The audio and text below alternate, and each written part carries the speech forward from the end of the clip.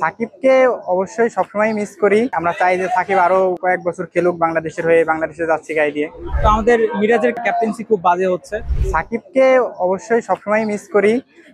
সাকিবের খেলা দেখে ছোটবেলা থেকেই খেলা শিখছি। অবশ্যই সাকিবের মিস করি। আমরা চাই যে সাকিব আরো কয়েক বছর খেলুক বাংলাদেশের হয়ে, বাংলাদেশে যাচ্ছে গায়ে দিয়ে।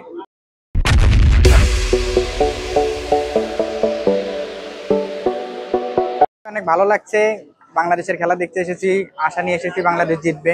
অবশ্যই বাংলাদেশ জিতবে সেই আশা নিয়ে এসেছি। বাংলাদেশের প্লেয়াররা ভালো পারফর্ম করবে। সবাই এখন বর্তমানে ক্রিকেটারদের খারাপ সময় চলতেছে, সবাই তাদের উপর থেকে বিশ্বাস উঠিয়ে নিচ্ছে, কিন্তু তবুও চাই যে বাংলাদেশের প্লেয়াররা আবার ফর্মে আসুক, ভালো খেলুক এবং আমাদেরকে হতাশ না করুক। কারণ হচ্ছে আমাদের টিমের ব্যর্থতা। আমরা গত আফগানিস্তানের কাছে ওডিআইতে হোয়াইট ওয়াশ হয়েছি এবং গতকালও একটা খুব বাজে একটা হার আমরা অনুভব করছি। তো আমাদের মিরাজের ক্যাপ্টেন্সিরও একটু কারণ আছে, তার ক্যাপ্টেন্সি খুব বাজে হচ্ছে, যার কারণে দর্শক খেলা দেখতে অ্যাকচুয়ালি ইন্টারেস্টেড হচ্ছে না। আমার মনে হয় যে তাদের টিকিট যেই ডিস্ট্রিবিউশনটা এরা আরো বেটার করা উচিত।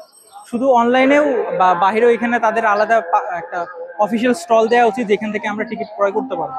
আমরা সবসময় বাংলাদেশ জিতবে এই প্রত্যাশা করেই আছি এবং আমরা চাই যেন আজকে বাংলাদেশ জিতুক, তাদের সর্বোচ্চটা পারফরমেন্স।